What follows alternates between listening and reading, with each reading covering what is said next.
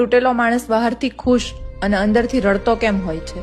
કારણ કે બિચારાકનું આ દુનિયાની અંદર કોઈ સાંભળતું ન હોય. એનો પરિવાર, એના મિત્રો, જ્યાં નોકરી કરતો હોય ત્યાં એના જે કલીગ હોય બધા કોઈ સમજતું ન હોય ને સાંભળતું ન હોય.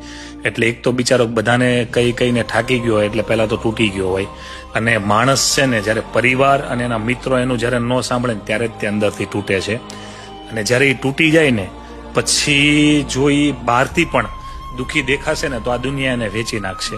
એટલે તૂટેલો માણસ છે ને એ એ રીતેની એક્ટ કરતો હોય કે બહારથી ખુશ દેખાય અને અંદરથી દુઃખી હોય. જો એના પરિવારને એ ફીલ કરાવી દે છે તો એના પરિવાર દુઃખી થશે. એટલે તૂટેલો વ્યક્તિ હોય ને એની અંદર એક ભગવાને શક્તિ આપી હોય કે ખુશ થવાના નાટક કરતો હોય, બાકી ખુશ હોય નહીં. અને જો દુનિયાને ખબર પડી જાય કે આ તૂટેલો છે ને આ દુઃખી છે તો એને લારીમાં નાખીને વેચી આવે. એટલે બિચારાકને કોઈ જગ્યાએ કઈ રસ્તો દેખાતો ન હોય ને એટલે બહારથી ખુશ રહે તો એનું પરિવાર એને જોઈને ખુશ રહે એટલા માટે.